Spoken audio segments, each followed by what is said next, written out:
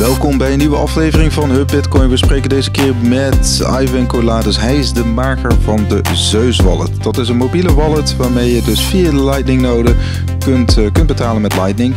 We praten met hem over Bitcoin, uiteraard het Lightning-netwerk en zijn plannen met de ZEUS wallet. Deze aflevering is mede mogelijk gemaakt door Bitcoinmeester en Yield. So yeah, perhaps we can just start with your profile because you're a computer scientist, software engineer, cybersecurity specialist. So perhaps you can give a short introduction. Yeah, sure thing. I'm Evan KALOUDIS. I'm the founder of the ZEUS app, the main author and maintainer of it. So my background is in computer science and cybersecurity. I went to Fordham University, studied software, just actually was computer science in general there, but really started programming, in grade school and then more heavily in college.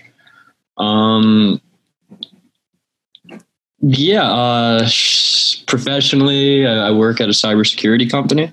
I was doing engineering there for about 5 years, and now I work on the network side and doing a little more security stuff, some security engineering, but also monitoring for threats and triaging alerts and stuff like that.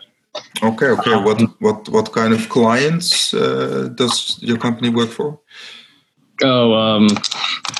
It's pretty high profile stuff. It's like enterprise cybersecurity. So, it's pretty funny. It's like banks, hospitals, hedge funds. The big names. So, all right. So, and how did you get involved in Bitcoin, in the Bitcoin space? Because you were before editor-in-chief of a music magazine. So in high school, I started up this music website, and I sort of blended my passions at the time. Mm-hmm. I was, a teenager. I was really into music and streaming stuff or torrenting stuff all over the web or looking at music blogs, finding new stuff. But I was also had this big fascination with computers and the internet, and beats per minute. The music blog was sort of an avenue for me to get into web programming. Mm-hmm. And, we had started with a very basic WordPress site. My friend Chris's, his father had a web server, and he let us use just a subdomain of one of his domains. And slowly we ramped it up. Okay, let's get a domain now. Now let's get a WordPress set up. And then the theme didn't look good, right? And I'm like, the site is cool. We got cool content, but it looks really ugly. Why don't I learn the CSS now, or how to do the theming with PHP? And a lot of my start with web development was working on that site and trying to make it better, or not being satisfied with it and being like, okay, this weekend I'm going to go figure out how to fix the theme or get my CSS skills up, or add a new feature or functionality to it. Yeah, right. And so it's electronic music, rock music, hip hop. It was quite a broad platform. Yeah, it was everything, and it was really cool because I got to meet all these different writers and photographers from all over the world. Some of which I still talk to today, and I'm still really good friends with. Some who have gone on to have really crazy careers in music journalism and reporting and, in music industry. So, I'm very proud of what we did on Beats Per Minute. It wasn't like a commercial success by any means. I think it gave me a couple of extra bucks to, spend in college when I needed it, when I was poor and didn't have much to my name. I mean, probably put some of that money towards some Bitcoin to get started. So that's good. When was the first time that you got to know Bitcoin? Because you were already in this subculture of tech. So so Bitcoin is such a funny thing. So the first encounter with it is probably around Occupy Wall Street, late 2010 when I first started at college. And, we're coming off the financial crisis, and we had this movement called Occupy Wall Street, in which a lot of people were blaming the financial collapse on, these Wall Street banks. Were you part of the movement, or? Yeah, to a certain extent. I mean, listen, that first year in my freshman year, like, we went down there a lot. Mm-hmm. And to be honest, at the start of it, it was more so curiosity. I wasn't really looking to protest anything. I wanted to see what was going on. I'm not ashamed to admit, the first time I went down there, it was because I heard a rumor that Radiohead was playing. And I had the music blog, and Radiohead was, a very important part of that blog. Like, I had met a lot of the writers on a Radiohead forum. So, like, they were my favorite band at the time. One of my favorite bands still. And we're like, okay, let's go check it out. Like, the best case scenario, we're going to see the most awesome Radiohead concert that will ever happen, probably. And then worst case scenario is like, okay, we'll at least see what the hell is going down at Zuccotti Park. We're hearing all this stuff on social media and on the news. And it was down there that I really got to, think about all these different ideas that were being proposed. Because, Occupy Wall Street, it had its different sects, like different groups that had different ideas. It wasn't really as cohesive as, some people want to make it play off. It wasn't a left or a right movement, but you had clear left groups, clear right groups, people who thought the financial crisis was entirely private industry and the bank's fault, people who thought that, it was entirely the government's fault for the bailout, and then people in between who realized it was, this collusion, this relationship between the banks and the private industry and the government, that was really the problematic issue.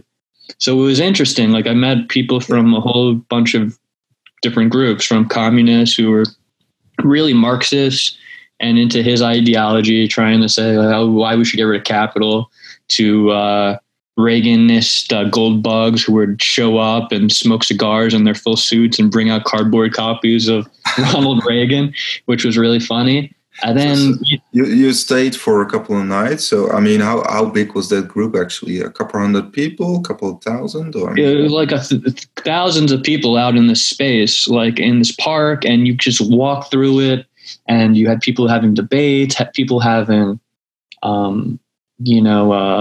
just sessions where like they're talking with their groups and trying to spread info or like get like movements going. Then you had entertainers there. And another interesting one was we saw Peter Schiff. Peter Schiff runs this. He's the gold bug. He runs Euro Pacific Capital, and he brought a camera crew down there. And he's like, okay, I'm going to Zuccotti Park. I'm going to debate all the people on the left and, debate their ideology. And we got to watch him from a couple feet away for an hour and a half or so. And we got to see him debate tens of people. It was crazy. Wow. That was a pretty funny part of the journey. Cause Peter Schiff and his father are particular. Right now, he's an antagonist to Bitcoin. But his father has done a lot of good things for what people would say the liberty movement is, anti-tax and IRS. I think, he died chained up to a bed because he got pinched for tax evasion and he got cancer. So it's like a really crazy story. As much as I like to, clown Peter Schiff for his silly gold bug views and wanting to, pump his business where he's selling gold, you got to do it respectfully because what his father did, what he sacrificed is unbelievable. His father was a libertarian, or? Yeah. I would say he's a libertarian, I guess, generally speaking. But he wrote a lot of some crazy books about how to making a mockery of the tax code and highlighting all the loopholes that were in there. And he essentially told people that they didn't have to pay income tax, which maybe logistically speaking, technically speaking, by the law, yeah, he found the loopholes. But, I think it really goes to highlight what kind of organization you're dealing with here that's, willing to chain an old man who's no threat to anyone to a bed in his dying days. So, I mean, it's pretty crazy. It's pretty heady to think about. Still these debates, but perhaps we can dive into that later. That these privacy debates or libertarian debates within the Bitcoin community, it's still, of course, quite a lively discussion about transactions, private transactions, coin joins, etc. Yeah, absolutely. We're really in the midst of that now. In the privacy debates right now. And now that, CoinJoin is sort of becoming a norm, it's becoming a standard as we're having all these great bits of software like Wasabi Wallet and Samurai. Samurai has just released their mobile mixing, and even stuff like JoinMarket getting a little more popular. We have so many more tools at our disposal than even 2 or 3 years ago. Are you using all these tools, this new software? Or? I've tested a lot of it pretty thoroughly. I won't really go into details of which ones I've exactly used for OPSEC purposes, but I'm actively involved in a group called Bitcoin Citadel, and we're based out of New York, and we basically throw these workshops to teach people how to use these certain tools in Bitcoin. So for our first series of classes, we've been focusing on the cold card wallet and using it in conjunction with Wasabi. So we'll walk people through how to do coin joins. We'll give everyone in the class testnet coins, show them how to send them to Wasabi, how to mix them, and then how to use the cold card in an air gap manner using partially signed Bitcoin transactions and how to interface with them in Wasabi. So, wow. So we've done 2 of classes so far. We were very grateful to have had Chain Code Labs. We had some good advocates over there, and Adam Jonas and Willow Byrne. They hooked us up with the space. And it's basically like a non-profit thing. We're trying to get like a bounty fund going to incentivize developers to work on certain things moving in the future. We've got a workshop at Bitcoin 2020 in San Francisco. Oh, nice. On Twitter, yeah. So that's going to be good, and we've got a couple of other things in the works that a little premature to announce, but we're going to definitely have a handful more courses in 2020. So I'm really excited about that. That's me, Matt Odell from the Tales from the Crypt podcast, our buddy Ty Kawamoto, sorry. He does like marketing and illustrations. He's like a really good illustrator. And this guy named Josh, who's sort of had this event going that's going to get pretty popular called Beefsteak. And basically he has all these Bitcoiners over to his backyard. He cooks all these steaks, slices them into hand pieces, so you don't have to cut them up yourself. And we stand around these tables, no napkins. He just gives us aprons. So we got all this steak sauce dripping on us, and beers and whiskey and cigars. Not all Bitcoiners are, meat eaters. We have some really good vegan Bitcoiners too in the mix. Like I think Jonas Schnelly and Matt Corallo are vegans, and we love, having them in our community, but there are a lot of carnivores too, and a lot of steak eaters. So it's really cool going to these events, having this great food. It's like some of the best steak I've actually ever had. Josh is an amazing chef. And then you have like these very interesting people who are like interested in Bitcoin and want to discuss it. So you have like these different entrepreneurs, people into material science. At the last time, there was this guy who was working on the cryogenic freezer and auditing the sensors on that machine at CERN in Switzerland. Wow. So like he's been attracting like very fascinating people to these events. He's also going to be doing one in San Francisco at Bitcoin 2020. So I'm looking forward to that. It's really a great time. Wow, it sounds really you're in the right place at the right time. Huh? I mean, yeah, I mean, it's pretty cool. I mean, despite having these difficulties with setting up businesses in New York because of the BIT license, something New York Financial Services, Department of Financial Services set up. It's really arduous to set up a company here or even serve New York customers. But at the same time, we still have such an amazing community here that's, might be sort of like peerless. I mean, we have Austin stealing a lot of our people, Austin, Texas. Oh yeah. Namely Pierre Rochard. He moved down there. Pierre Rochard. He's got this podcast called Noted, and he's working at Kraken now. But I really got to thank Pierre for helping set up our community. Like, he was the one who set up Josh and the community to do these beefsteak events. Oh, nice. We had a really good group of New York Bitcoiners. So like without him, we wouldn't have like something like Bitcoin Citadel. So it's pretty cool. He's a great guy. He's brilliant. And he's really fun to follow on Twitter. He makes great points, and he's never holds his tongue. So yeah, I know. So let's dive a little bit back. I mean, the Bitcoin.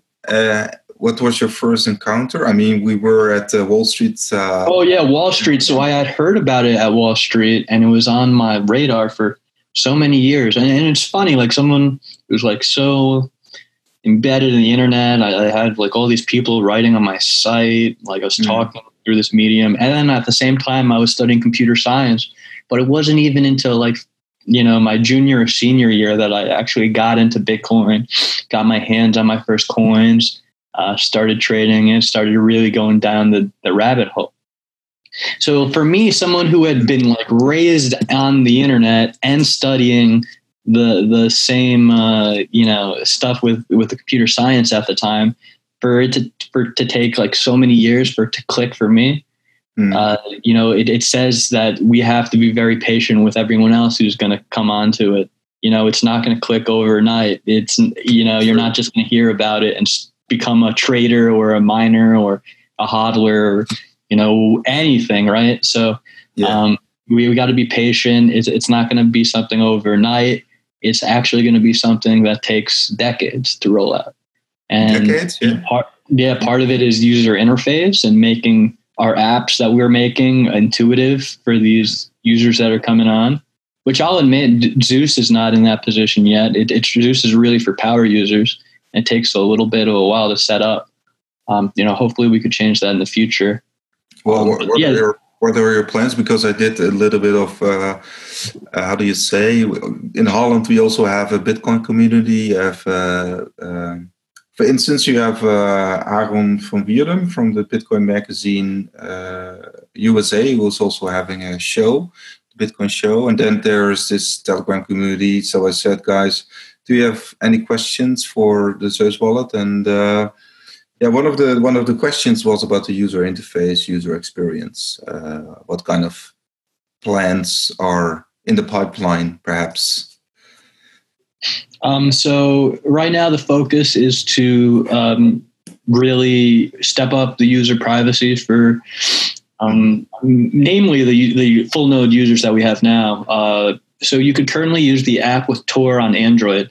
If you have Orbot set up on your phone, you can connect to your node at home all over Tor, which is really cool. It uses this thing called Tor Hidden Services, in which you're the only one who knows that this instance, this service on Tor exists. So as long as you keep this URL private, no one else can access it. And I really like that approach because the setup is fairly uncomplicated, and you don't need to open up any ports on your router. So you maintain a good degree of security as well when doing this. So the plan right now for ZEUS is to actually build the Tor process into the app. And it's a little bit of a challenge right now because I have to do it 2 times, once for Android, once for iOS. The app shares a code base. It uses this thing called React Native, which is basically like uses React, which is a JavaScript framework. that lets you easily build interfaces. But stuff like spinning up specific Tor processes, like that has to be done on the native end. So I can't just write it one time in JavaScript. So we're doing that. And then we're going to be experimenting or evaluating different ways to bring on light clients, like how to bring on users that don't have a full node. Like how are we going to onboard, your grandparents onto Lightning Network? Yeah. So, evaluating, it's a big challenge because, we have Neutrino, we could do a light client, but then your grandparents are still ending up dealing and managing like their channel state, right? Like is your grandma going to want to figure out like what channels to connect to and whatnot? Like, no, like for someone like your grandmother, the interface should be easy. It should be your balance at top, right? How many Satoshi she has, buy button and like a receive button and a send button, right? And that should be it. And when you're dealing with something like Neutrino straight up, if you don't have autopilot on, which autopilot also has some downsides to it, you could be picking bad channels to connect to.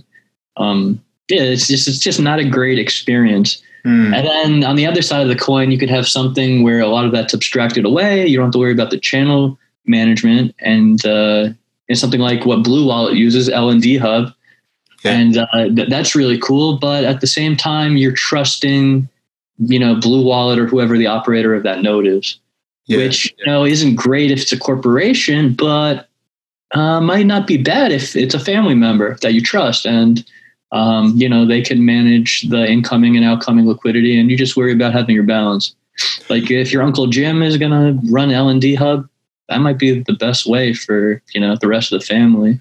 Is that possible? I mean, can you customize the L&D Hub or? Yeah. I mean, the L&D Hub code is all open. It's built into Blue Wallet right now, but any wallet can actually implement L&D Hub, and it's definitely something I'm considering. The Tor stuff is getting a priority right now, but I think that'd be a very interesting route. I don't think ZEUS is going to run its own L&D Hub due to regulatory issues and the burden that would put on us. But we can guide people down the right path to how they would do that and find a good balance there without just offloading everyone onto Blue Wallet server. Yeah, because what kind of regulatory issues are you facing? It's because of privacy or I think it's just custody when you're holding anyone else's fund.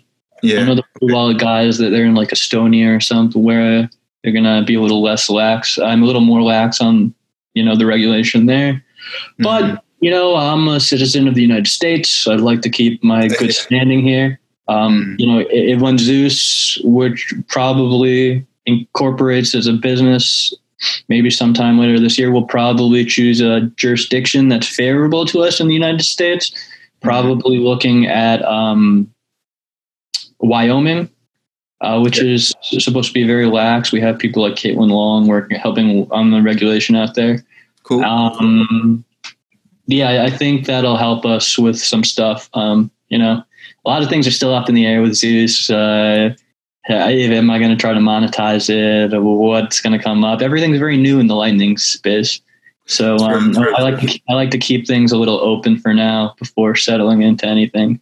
So it's also like a side project. I mean, you got a full-time job and this. Exactly. So, really, I didn't seek out for this to be anything more than a side project, but, people seem to like it and I still want to keep working on it. Even if I just keep this as a side project, I still want to keep working on this and adding to it. Hopefully I get a couple more contributors. We've got a couple of good contributors that have had good code. We had this guy, Fiat Jeff. He's from like Latin America somewhere. He does a good job at staying anonymous. Cool. But he's a big proponent of LNURL, and he put a lot of code in there that lets users use LNURL, which is like this cool format on top of Lightning invoices. So you do all these cool new operations on top of it. So like instead of having to generate an invoice to send to your third party to like trigger a withdrawal, you could just scan one QR code and trigger an instance like that. Okay. Or there's functionality for pay, off, stuff like that. So that was a really good contribution. I'm hoping to get some more people looking at the code and touching it up. But yeah, I got set up my own node with a Raspberry Blitz, and then I got to connect it with the ZEUS wallet. I tried SAP first, I must honestly admit, but it did work out with Android, and then I tried ZEUS, and it was it took me some time, but in the end I got the connection. Yeah. Things aren't as straightforward, really, and there's definitely room to bump into some errors for sure. But as far as things go right now, I think it's in a good spot. We're very proud about the integrations we have. Like you said, Raspberry Blitz, that's an exceptional project. I need to get one of those running up again. I know those guys have been working really hard on adding features to it. That's a really cool one. But we also have those QRs generated to connect in BTC Pay Server, in MyNode, and on Nodl. So Nodl's a really cool one. So I'm happy about that. QR scanning helps make the connections pretty easy. Right. So yeah, just once again back to Bitcoin, because 2010 you got into Bitcoin. Of course, you got your full-time job running. What makes Bitcoin so important? Actually, so what I see as the most important use case right now is we're living in a society that pretty much has blanket surveillance, whether it be, some people think it's governments and intelligence agencies that are the greatest threat to humanity. Others think that it's corporations and all this data that they are logging on their users to have this collective hive mind to sell you more stuff is the greatest enemy of humanity right now. Like, with however you have views on it, wherever you land, it's hard to deny that it's a trend that's going to continue, and it's going to have a more and more profound effect on our lives. So as this is happening, as far as collection of data by governments and corporations, we're also having, we're at the cusp of another financial crisis. And one thing that, these elites like to say is that you shouldn't let a good crisis go to waste. And one of the trends that we've seen in the last 10 years that I think might, they might want to take advantage of is, this push to go to cashless society. Even in New York City, we're seeing a lot of stores pop up, a lot of restaurants that don't want to handle cash anymore. And, perhaps they're not as malicious in their intent. Some might want to get you on their credit card or their app or whatever, have more tracking. But others, they just don't want to deal with the burden of dealing with the cash, having an armored van come by, pick up all the money. Yeah. Regardless, we can't be living in a society in which every transaction is logged, recorded, and scrutinized and attached to an individual, the way it is with, credit and debit cards.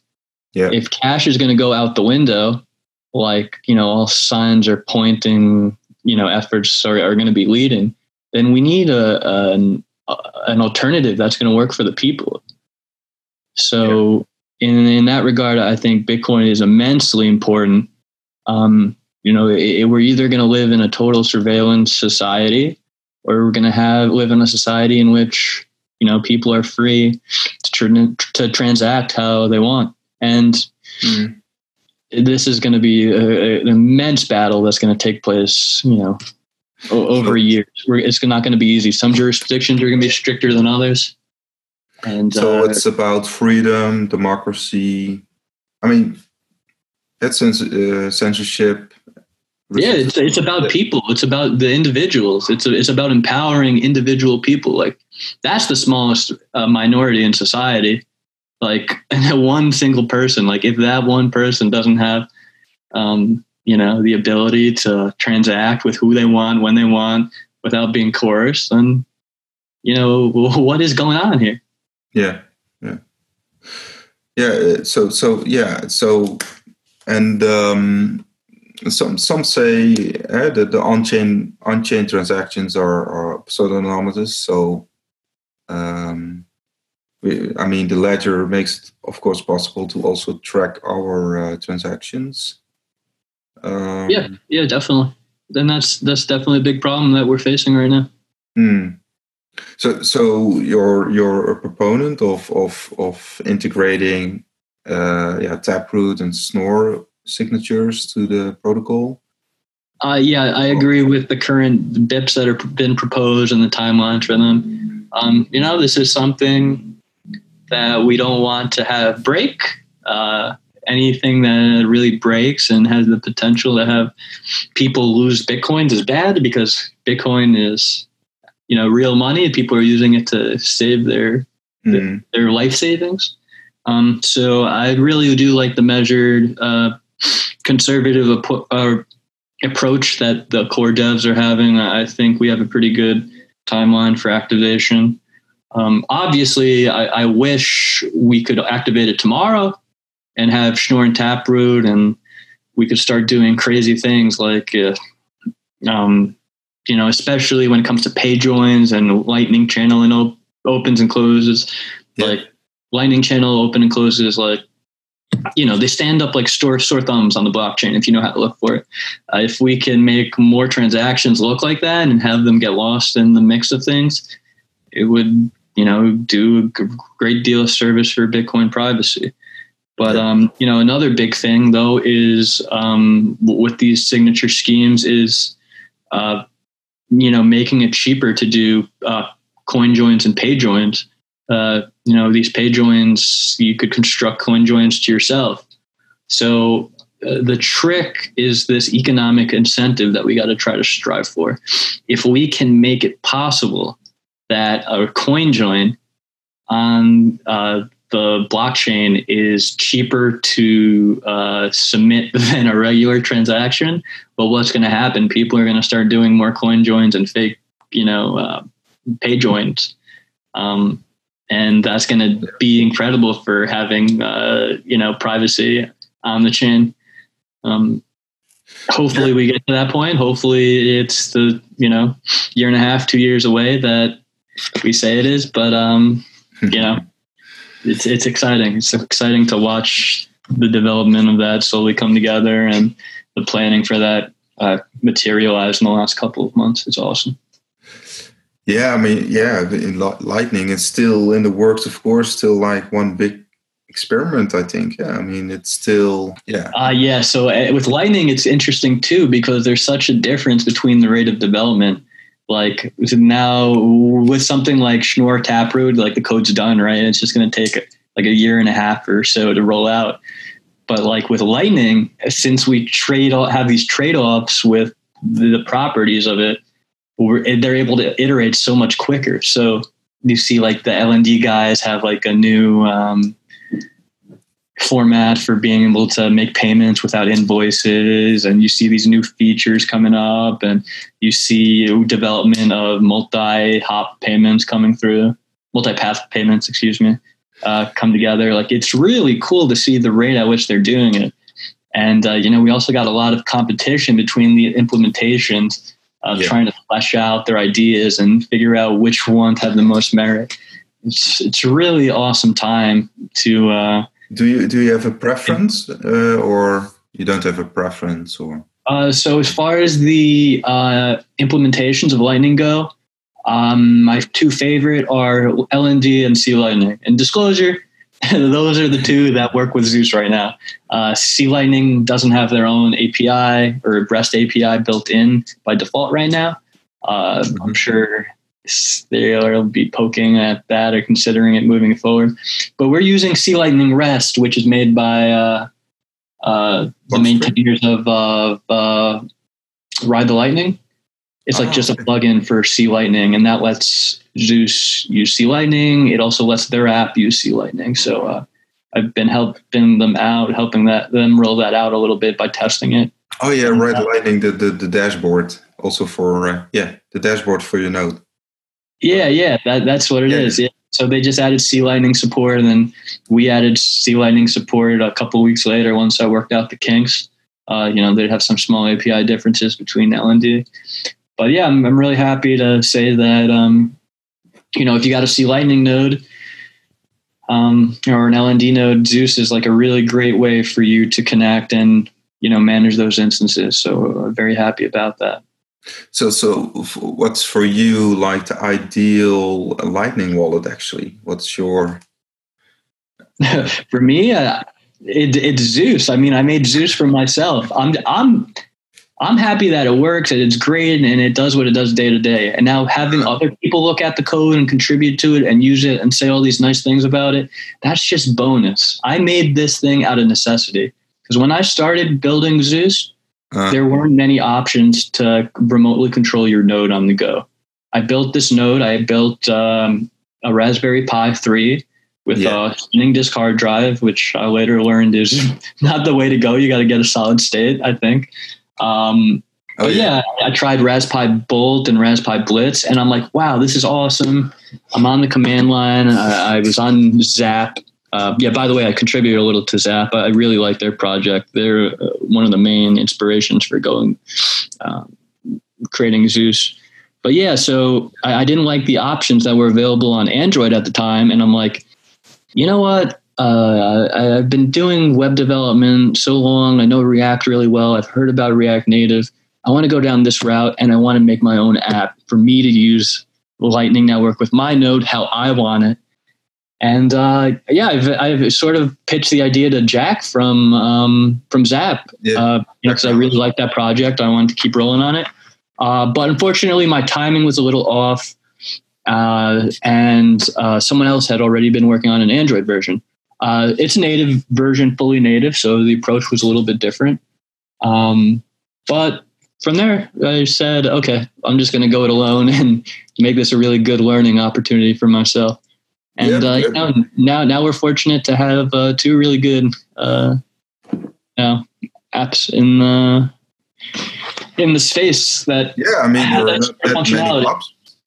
there are not that many options actually. So if you go to the Raspberry Blitz GitHub, then I think you have three options. I tried Zap, then ZEUS, and then there was Django, but actually the Django app freezed actually. So that was no good sign. Yeah, if you look at Lightning, it's of course like the secondary layer to have faster and cheaper payments. They're still having these challenges, right? There was this University of Jerusalem, and they had research, and you can still like manipulate the channels, and this is one of their outcomes. So it's still like a buggy network. Right? I mean, yeah, of course. We're still early days. There's definitely signs that it's not all we've hoped and dreamed for as it stands now. There's going to be a lot of more work that goes into it, a lot more security research and testing. And in a lot of ways, there are certain bottlenecks on the network, a lot of hubs that are very big, and when they go down, you notice that your payment success rates, they go down. Like, for example, our buddy Pierre, who I was talking about earlier, he moved from New York to Austin to take this new job working at Kraken. And if someone looked up the numbers there, and the failure rates were going up when Pierre's node was offline while he was moving, because we're expecting that to be a hop in the network, and now they had to do all these routes around to that. So, Pierre's a crazy exception because he's put so much money into his node, and he has so much liquidity. But it goes to show that, this thing isn't as decentralized as we want it to be. there's definitely these big accounts that are helping a lot of the flows go through. But that's sort of also the nature of this network. And it's also not something you could really do too much about, but something that will help, will alleviate itself over time as more participants come on the network, more volume comes on, and that distribution of the liquidity becomes higher. Yeah. So what do you see as like the most important thing to develop the coming year or this year or for Lightning? Do you have like a short list perhaps?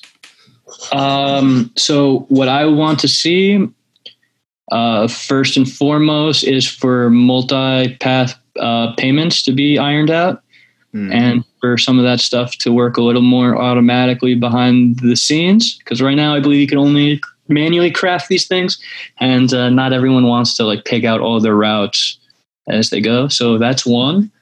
Two, I want to see more hardware security modules, hardware signing modules that are making sure that you're not spending all your money in one place, and also protect against hackers who get onto your node, because we need to take into account that the security model of Lightning versus Bitcoin is completely different. With Lightning, you're dealing with an online wallet, online all the time. So we have a really cool product that just came out from the Cold Card guys. Okay. They got something called CK Bunker, and you could sign into it over Tor, and it tells you tell your Cold Card how much funds that you're willing to spend at a given time or over a different period of time. If we could set that up with Lightning Network, the security on the network is going to be much more. It's going to be much more secure for these big people who are doing like enterprise Lightning. I think that's another really important thing that we're going to see. Yeah, that's some of the. I think Jack Marlowe said that he's setting up also Lightning nodes for professional traders, right?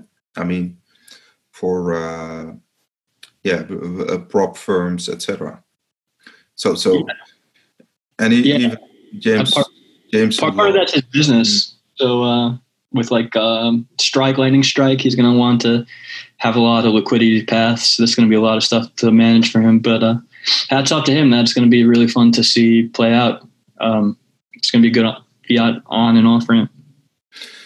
Yeah. Some people think that, like Jameson Lobb also said it in a presentation at the Lightning conference in Berlin, that you need more companies on the Lightning network.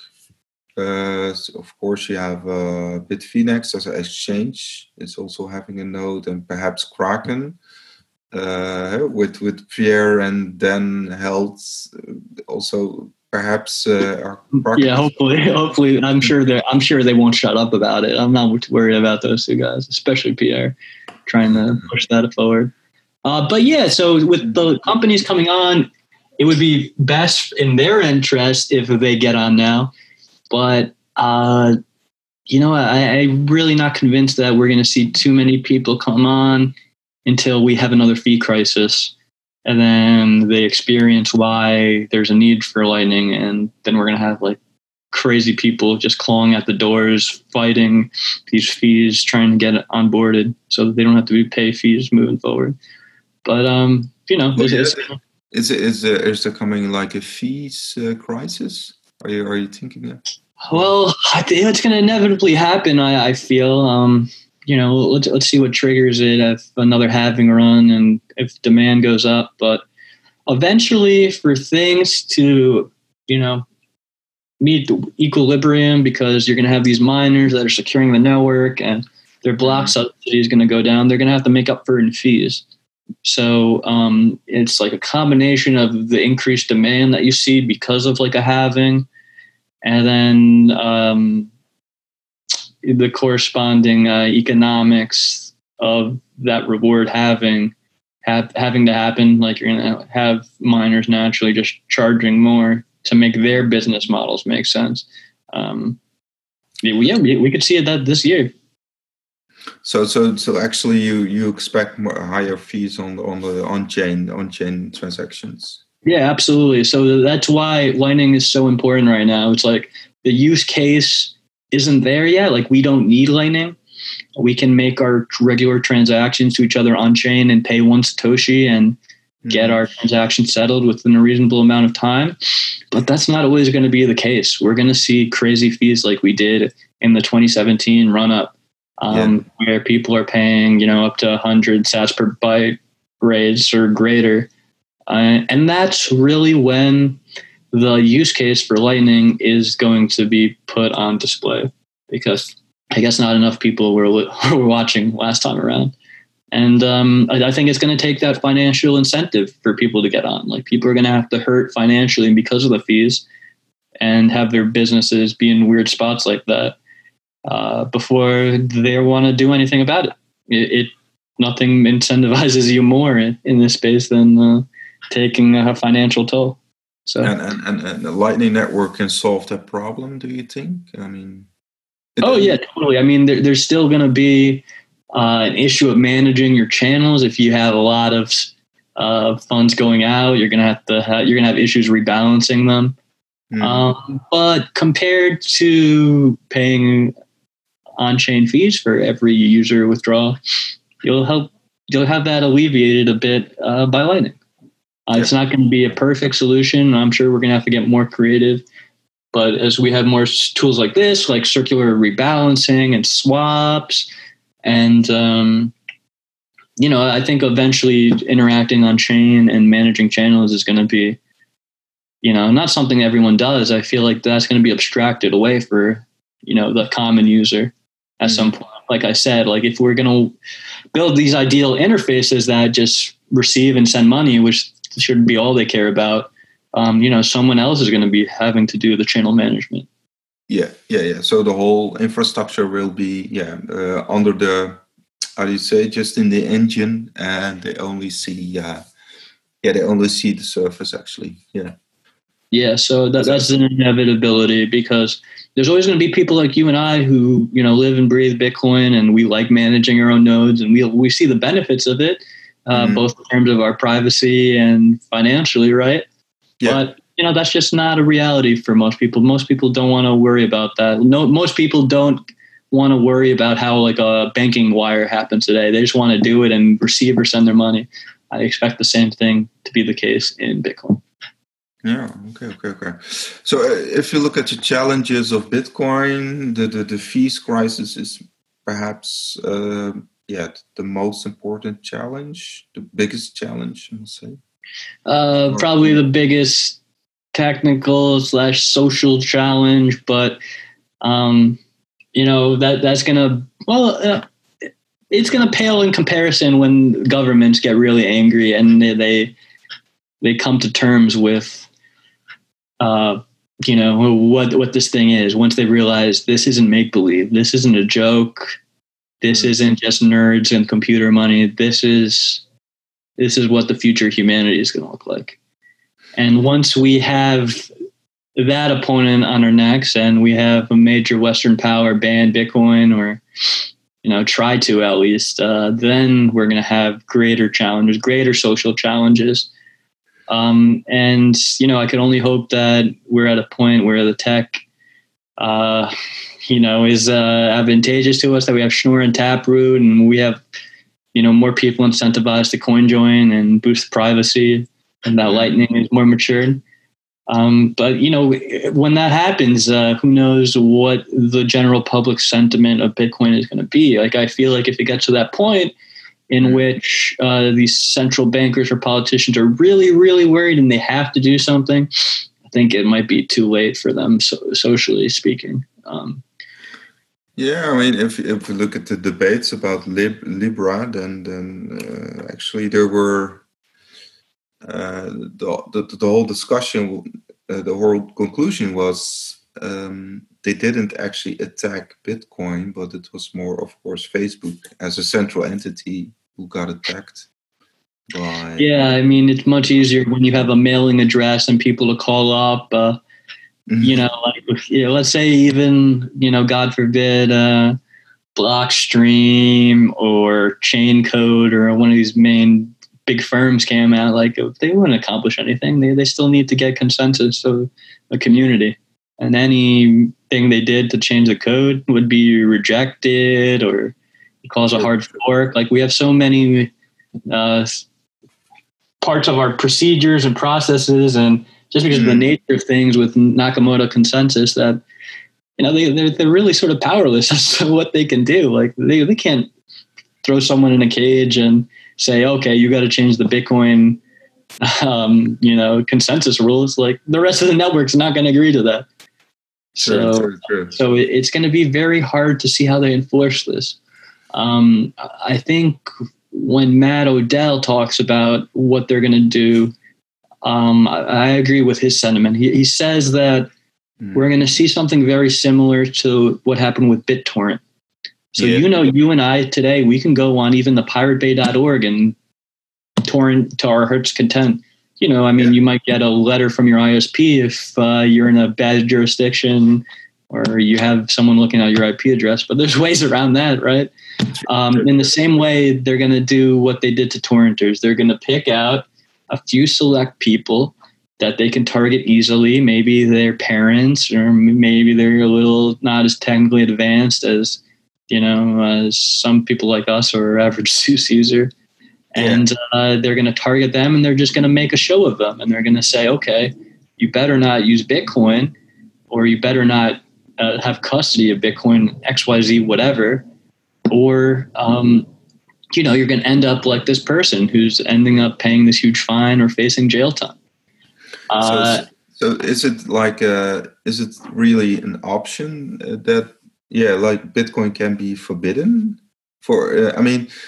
Hypothetically, when, for instance, when Donald Trump gets elected for another 4 years, if you look at the current Democratic candidates, then there's a reasonable chance that he will get reelected. So, I think it's like a 95% thing. He'll get reelected right now. But at the same time, we have a lot of uncertainty with coronavirus. The markets can go butt up. Lord knows we're due for a recession after this crazy stock market run up the last 10 years.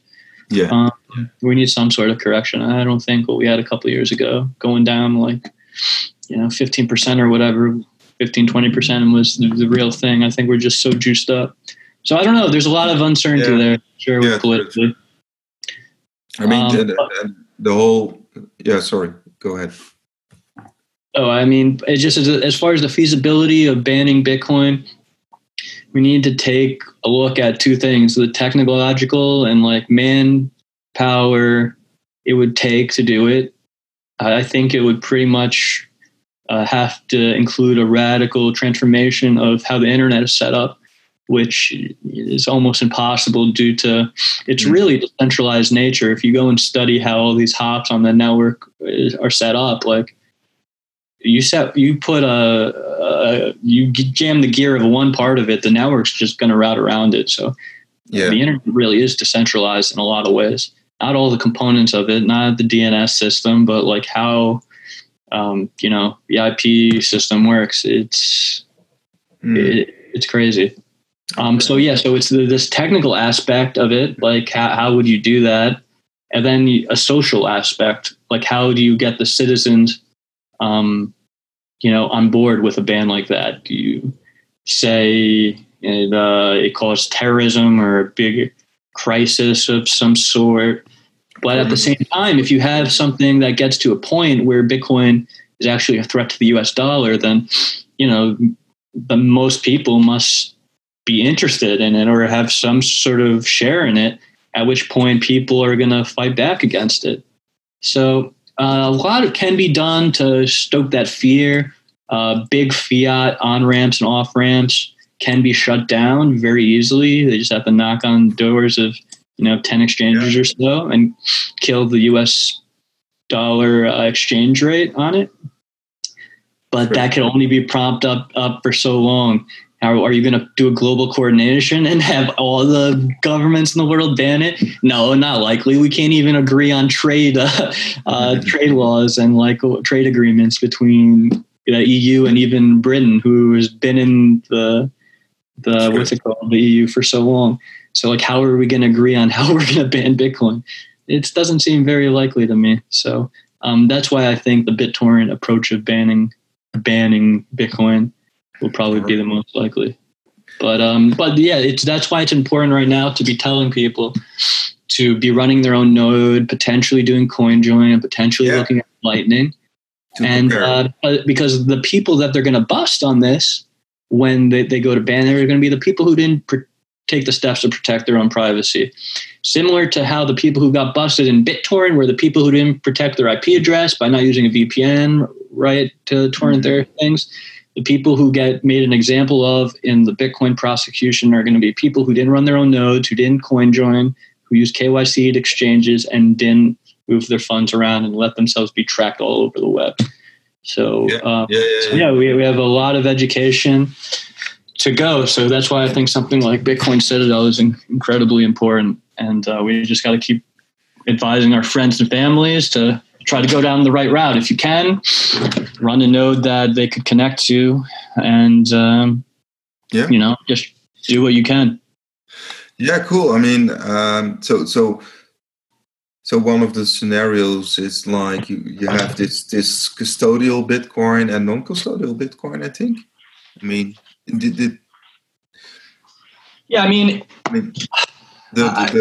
obviously because of this regulation, governments and exchanges are obliged to actually go through to run the KYC, AML procedures. So actually the Bitcoin on their platforms are the custodial Bitcoin, and then you have, of course, the CoinJoin Bitcoin that's more privately owned. Yeah, I definitely think we're going to see a schism like that. Of people who just see Bitcoin as an investment, they're not going to care. They'll probably leave their stuff on the exchanges, like most of these traders or shitcoin traders, do. That's going to be one sect of people, and they can do that. That's fine, but at the same time, those people don't know what asset they're really trading. They don't understand why Bitcoin got created, its properties, how easy it is to take self-custody, why it's important, and all of these other properties that it affords us.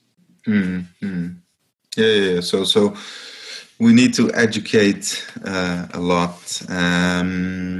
Okay, but perhaps we can, because one of the interesting points in this conversation is, of course, the whole CoinJoin feature, and I mean, how can we make it more attractive to newbies? How can we actually make it more understandable? So I think we're making good strides. Obviously, not all the user interface and user experience issues have been ironed out. But if you look at the progress that we've made, going from the original CoinJoin wallet that we've seen, like Dark Wallet that like Amir Taki and Cody Wilson had promoted, and I think Peter Todd had helped with that too, to seeing what we can do today with something like Whirlpool that works on Samurai Wallet on mobile. Like you could be doing CoinJoins on your phone. We're heading in the right direction. We're definitely heading in the right direction.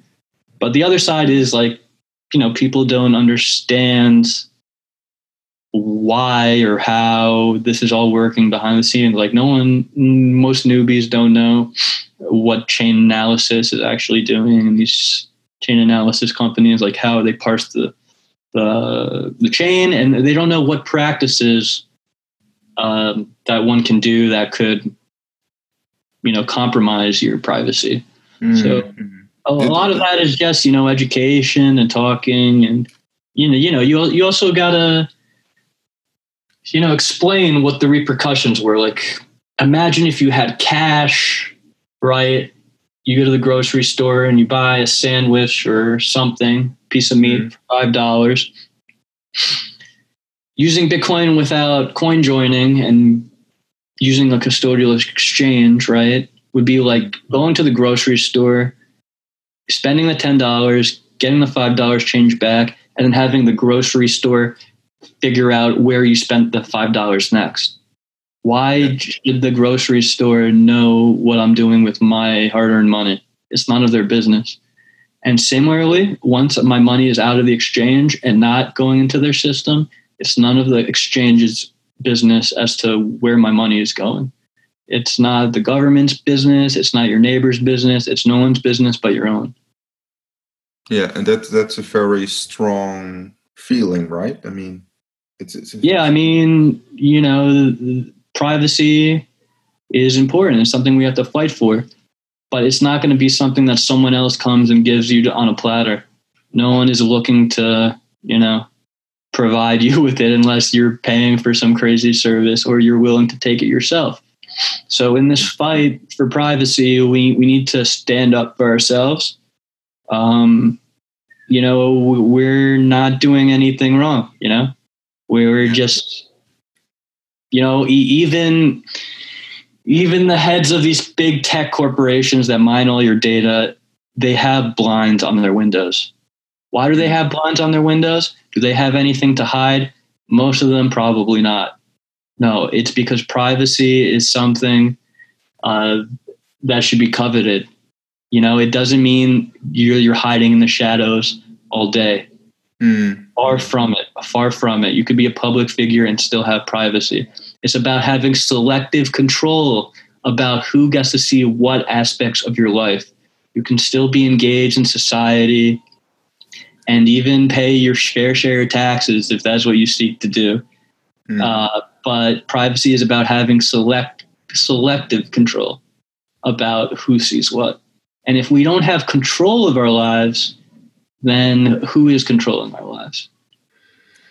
So is Bitcoin like the last? I mean, it seems like the last option to get a bit of our control back, or?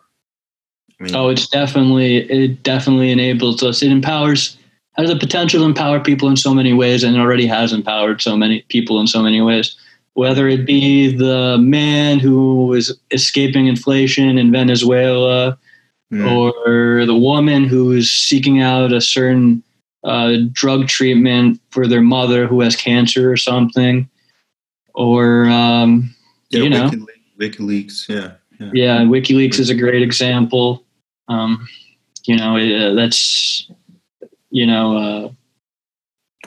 immense. It's huge. It's important. So and how big is the community, this ecosystem, for instance, in a world city like New York? I mean, the privacy conscious people are still like a far minority, of course. It takes time, I think, to actually, it does take time, but there's also varying degrees of it too. Some people, really, if you do something bad, like in New York City, the NYPD is going to find you. Like, they have the ability to watch you walk from various different camera angles from the bottom of the Battery, which is very south of Manhattan, to the top of Central Park, which is, like 75% up the island, from multiple camera angles. Yeah. They have snipers on roofs in duty 24/7, and they're trained to take out perpetrators in 90 seconds to 2 minutes. Like, it's a total surveillance society, right? But there are still things that you can do in your everyday life to help increase your privacy. I'm not saying you're going to get perfect privacy, not without trading off different parts of your social life, right? But there's always small things that you can do, whether it be what kind of smartphone you're using or what services you're using, or, what cards you use and where you use them. Do you use cash? So I feel that even normal people who aren't necessarily into Bitcoin, I feel that in today's day and age, everyone is having situations in which they are starting to think about their privacy, whether it be your neighbor next door who has a video doorbell that's going to Amazon.com, or someone who sees targeted ads after having Instagram or Facebook listen to them on their mic, and they were talking about iguanas or something silly, and suddenly they get targeted ads. I think there's a lot of people who have had that experience and have started to come around to things, or the countless stories about the Amazon echoes that accidentally recorded stuff or may have targeted ads to you in that way. Like, I think as these tech companies try to push the edges of what their capabilities are, we get to see behind the curtains at the same time too, and things become more apparent to us. Yeah. So do you perhaps have some practical tips? I mean, you mentioned what kind of smartphone? What kind of smartphone are you using actually? Because we don't have that many options. I mean, no, we don't have that many options, which is unfortunate. But at the same time, I'm very optimistic because options are coming. We have people like Pine 64 coming out with the Pine phone, which is an all open source Linux phone that could run countless distributions. You could run Windows 10 on there if you want, but you could also run all sorts of mobile Linux, which are completely open source.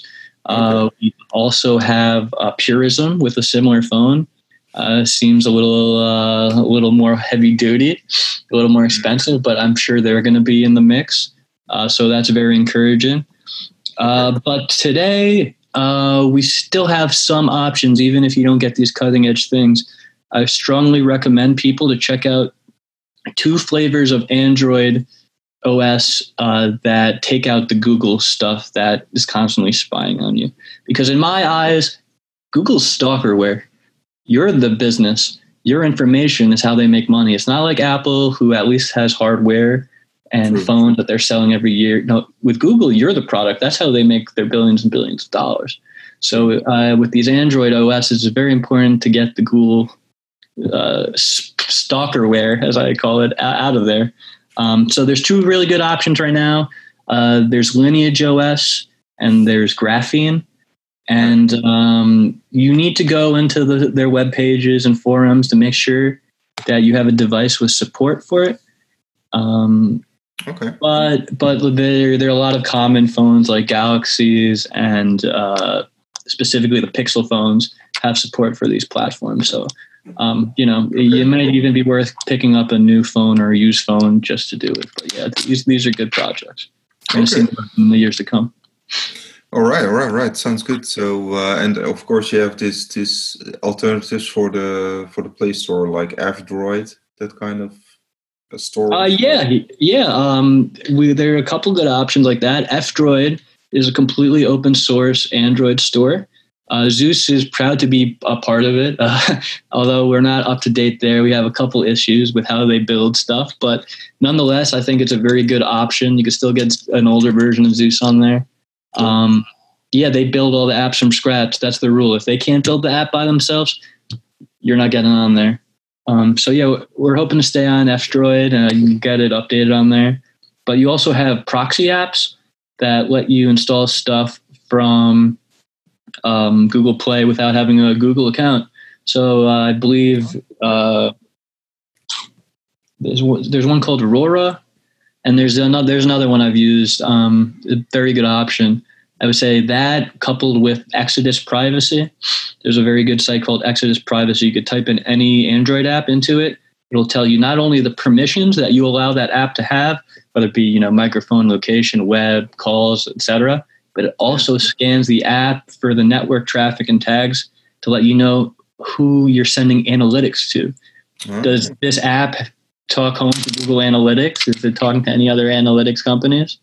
We're very proud to say that if you use, you pop ZEUS into the Exodus privacy page, you're going to see 0 trackers. You're going to see minimal permissions. Just use your camera to scan QR codes and use the network to make your network calls, and that's it. Yeah, sounds good, Ivan. Hopefully the number of users will skyrocket. So I want to thank you very much for your time. I think we can, probably talk for hours, but we have to set a time. Good luck with the development of ZEUS wallet, and good luck with the workshops. Actually, that's quite also at the Bitcoin conference in San Francisco. So thank you. Yeah, thanks for having me. It was very humbling to come on. You guys have a great publication over there.